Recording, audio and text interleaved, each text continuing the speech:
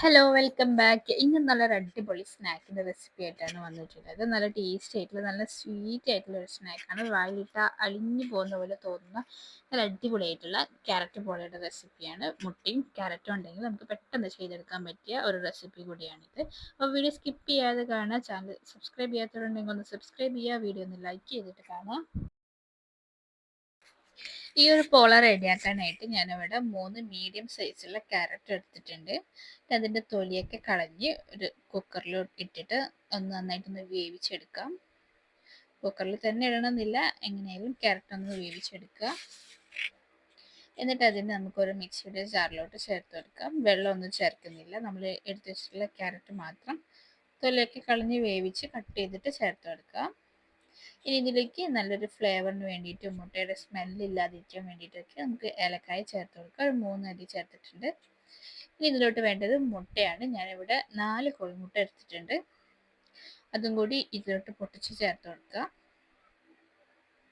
ഇനി നമുക്ക് ഇതിലോട്ട് മധുരത്തിന് ആവശ്യമായിട്ടുള്ള പഞ്ചസാര ചേർത്ത് കൊടുക്കുക. ഒരു 1/4 കപ്പ് പഞ്ചസാര ചേർത്ത് കൊടുക്കുന്നുണ്ട്. പിന്നെ ഇതിലോട്ട് ഞാനിവിടെ 1 ടേബിൾ സ്പൂൺ അളവിൽ മൈദയാണ് ചേർക്കുന്നത്. പകരം പാൽപ്പൊടി ചേർത്ത് കൊടുക്കാം. എന്നിട്ട് നമുക്കിത് നന്നായിട്ടൊന്ന് ബ്ലെൻഡ് ചെയ്തെടുത്തിട്ട് വരാം. ഇത് സെറ്റ് ചെയ്തെടുക്കാനായിട്ട് ഒരു പാൻ നന്നായിട്ട് ചൂടാക്കി അതിലോട്ട് കുറച്ച് നെയ്യ് ഒഴിച്ച് സ്പ്രെഡ് ചെയ്തെടുത്ത ശേഷം പിന്നെ നമ്മൾ അരച്ച് വെച്ചിട്ടുള്ള മിക്സ് ഒഴിച്ച് കൊടുക്കുക. എന്നിട്ട് ഇതൊന്ന് അടച്ച് വെച്ച് ഒരു 5 മിനിറ്റ് ഒന്ന് കുക്ക് ചെയ്തെടുത്ത ശേഷം നമുക്ക് ഇഷ്ടമുള്ള നട്ട്സോ ഡ്രൈ ഫ്രൂട്ട്സോ നമുക്ക് ഇഷ്ടമുള്ളത് വെച്ചിട്ട് ഇതൊന്ന് ഡെക്കറേറ്റ് ചെയ്തെടുക്കാം. അപ്പോൾ കാണാൻ കുറച്ചുകൂടി ഭംഗിയായിരിക്കും. ഞാനിവിടെ കറുത്ത മുന്തിരിയാണ് വെച്ചിട്ടുള്ളത്. അതാകുമ്പോൾ കുറച്ചുകൂടി ഭംഗിയായിട്ടുണ്ട്.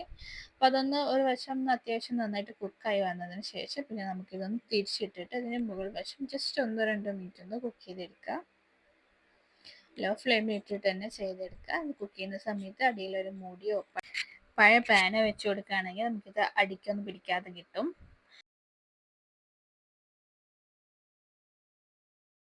അപ്പോൾ നമ്മുടെ നല്ല ടേസ്റ്റി ആയിട്ടുള്ള ക്യാരറ്റ് പോള ഇവിടെ റെഡി ആയിട്ടുണ്ട്.